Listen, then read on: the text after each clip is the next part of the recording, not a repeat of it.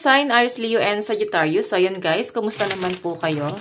Okay, so fire sign, maraming salamat po sa walang sawang pagsubaybay sa ating pong mga reading. And kung kayo ay bago pa lang sa ating channel, so ayan guys, mag-subscribe na po kayo. And i-click mo na rin yung ating notification bell para lagi po kayo guys updated sa ating mga bagong upload. Okay, so tingnan natin fire sign na ba ang inyong gabay, kapalaran. Fire sign, Aries, Leo, and Sagittarius.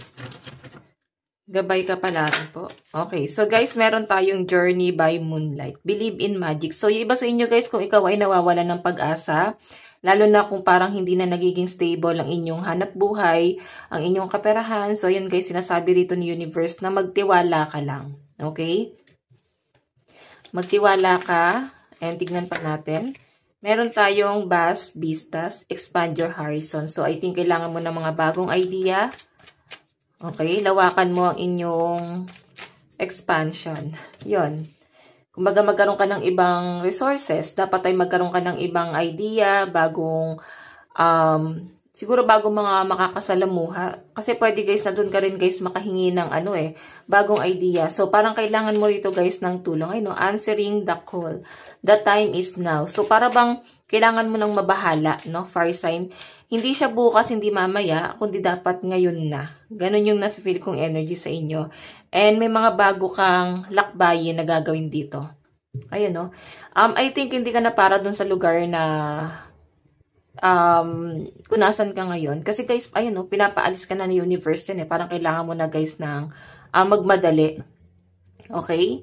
So, tignan pa natin fire sign, Aries, Leo, and Sagittarius.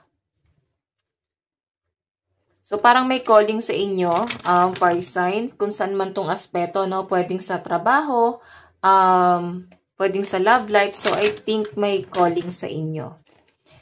So, tingnan pa natin. Yung iba sa inyo, guys, may worry, no? Para bang natitrigger yung depression nyo. Fire sign, siguro kailangan mo dito is maglibang. Kung sa tingin mo makakatulong sa iyong pakikipag-usap sa family, gawin mo. Pwede kasi, guys, na hindi mo gano'ng ino-open yung problema mo. Kasi magiging palaisipan sa kanila. Mas maganda na i-open mo pa rin, huwag ka matatakot. Ang pagalitan guys ay normal lang. Kasi para hindi na ulitin or, diba, okay lang naman guys na madapa. Kung may mga pagkakamali kayo nagawa, fire sign. So, tignan natin ano pa pong ipapakita. Spirit guide. Meron tayong trust the universe. Ito yun guys, so believe in magic. So, sinasabi talaga na may magandang plano sa inyo sa universe. Meron tayong be proud of yourself. Okay, be thankful kahit anong mangyari guys, no? Pwedeng maging thankful ka pa rin kahit papano na hindi ganon kaganda ang inyong nagiging buhay, lalo ngayon. Okay, sa mga susunod na buwan, nasa-sense ko naman dito guys na magiging maganda na yung daloy. Siguro fire sign, mga second quarter, unti-unting na sa inyo guys, unti-unting nag-fade na yung mga negative and mukhang mga positive energy na lang guys yung papasok sa inyo. So, ngayong March guys is maaaring may transition. Okay, ibig sabihin na March pa lang maaaring nare-release na yung mga negative energy kasi papunta na kayo guys sa sa mas maayos, no? Mas magandang buhay, mas magandang plano sa inyo ni universe. Okay, nakikita ko mas maliliwanagan ka rito kasi ma-realize mo siguro kung bakit nangyayari sa buhay mo yung sitwasyon mo ngayon. Okay? So, tignan natin fire sign, additional message. Ayan. Siguro fire sign may nangyayari sa buhay mo ngayon na parang frustrated ka. Or para feeling mo may nawala sa'yo. May lumayo sa feeling mo. May nabago. Ganun yung napifeel ko. And I think ayaw mo nun. Okay? Ayaw mo ng pagbabago. Kasi nasanay ka sa kung sino yung nandiyan, siguro yun yung nawawala sa inyo.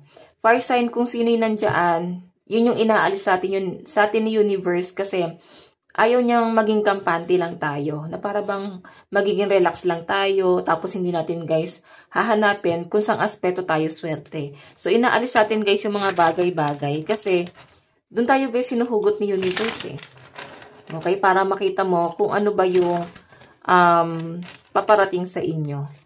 Kung meron man guys tao, bagay, sitwasyon, trabaho, kaperahan ang nawawala sa inyo, is possible na ine-end na guys yung inyong old cycle. Okay? So, tignan natin guys. Ano pa ang ipapakita po ng inyong gabay kapalaran ngayon? Fire sign, Aries, Leo, and Sagittarius. So, meron po tayong Knight of Swords. Medyo, guys, pinipilit nyo guys maging kalmado. Yun ang nakikita ko dito. Or pilitin mo pa na maging kalmado kasi hindi mo kontrolado yung emosyon mo. Pwedeng sobrang down ng energy, nalulungkot, hindi mo guys mapigilan. Yung iba sa inyo guys, siguro umiiyak. Nakaka-feel ka guys ng ayun nga, kalungkutan dito. So, I think yung iba sa inyo, galit din kasi parang hindi normal yung nangyayari. Okay? So, kailangan mo to guys, kontrolin yung emosyon mo. Tingnan natin, fire sign, meron tayong 8 of Swords. Ayan o, parang stuck ka sa isang sitwasyon, feeling trap, blind to the truth, self-limiting. So, sinasabi dito guys, ikaw lang yung nagtatrap sa sarili mo dyan. Pwede mo naman daw to guys alisan. Huwag mong hayaan yung sarili mo na ma-stuck niya sa sitwasyon na yan. Huwag mong alagaan yung lungkot na yan. Kailangan mo guys gumawa ng ibang paraan para makaalis dito sa pagka-stuck mo. Okay? Nakikita ko fire sign, nagbubulag-bulagan ka sa sitwasyon. Siguro may takot ka kasing nararamdaman Kaya nakikita ko sa inyo, para bang hinahanap mo yung happiness mo. Okay? Hindi mo guys mahanap I know, good news. So, maaaring may magandang balitang paparating sa inyo. So, kaya nga sinasabi dito, fire sign, huwag kang mawawala ng pag-asa. Okay? So, tingnan pa natin fire sign. Fire sign, Aries, Leo, and Sagittarius. Meron tayong the world. Meron ako nakakitang travel na paparating sa inyo or pwedeng kayo ay moving forward. Pwede rin kasi guys, ang the world is parang pag-move on, pagre-recover, pagtanggap sa isang bagay. So, I think may mga sitwasyon or bagay, tao, na maaaring tinatanggap mo sa buhay mo. Okay? Tinatanggap mo na maaaring ito na yung nangyayari. So, meron tayong Five of Pentacles. So, moving forward talaga iba sa inyo guys. Lalo na may changes talaga na mangyayari pagdating sa daloy ng pera mo. Ngayon guys, mararamdaman mo na hindi ganun kaganda yung daloy ng pera mo. Pero, ang nakakatuwa dito guys, worth it. Worth it yung paghahanap buhay mo. Kasi nakita ko, nagpapaka, ka naman workaholic. Talagang matyaga, masipag talaga ang mga fire sign. Yun nga lang guys, siguro, may nangyayari talaga sa buhay mo na hindi mo gusto. Pwedeng hindi na ganun kaganda yung daloy ng pera mo. Okay, para bang natrap ka or nahulog ka sa sariling patibong. Ganun yung na-feel ko. Or pwedeng patibong ng ibang tao. Kaya nga, fire sign, mag-iingat ka sa mga action mo kasi pwedeng may balik yan Sabi ko nga sa inyo, karmic year po ngayon. Okay? Okay, so titignan natin pagdating naman sa love life mo, fire sign, Aries, Leo, and Sagittarius. Meron po tayong, the Tower. So, may ending na nangyayari sa relationship nyo ng person mo. Pwedeng kayo ay naghiwalay na. Meron tayong 10 of Wands. So, I think, hindi na kinakaya ng isa sa inyo yung mga nangyayari. Kaya para bang umaalis na. Kumbaga, nag-alsa balutan na, fire sign. Nakikita ko na para bang ang dami nyo guys pinlano. As in, nakasettle na yung plano nyo Oo. Yun nga lang guys, maaaring hindi talaga kayo guys nagkasundo. 6 of Cups, may nakikita ko maaaring. Kung may paglayo or ilang araw na kayong hindi nag-uusap, may manunuyo. Kasi 6 of Cups is here.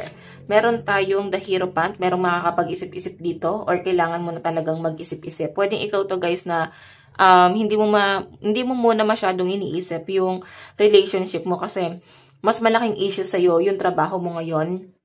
May issue ka pa nga pagdating sa daloy ng pera mo So, fire sign, ayun nga yung sinasabi rito, pagdating sa relationship mo, akala mo tapos na to, akala mo is, eto na yung katapusan yung dalawa, hindi na kayo mag-uusap kasi parang may pinalayas, tignan mo naman, Diba? Hinulog yung gamit, Parang lumayas ka na, umalis ka na, tapos bit-bit niya yung mga kahon. So, nakikita ko guys dito, maaring may makakapag-isip-isip dito. 6 of Cups, bottom of the deck, may manunuyo rin dito. Okay, Knight of Pentacles, medyo mabagal lang guys, yung panunuyo. So, I think mga baka next month or basta weeks or months. Okay, so guys, ang lucky number mo is 16, 10, and 5. Ito lang pong inyong reading hanggang sa muli. God bless and love you all. Thank you.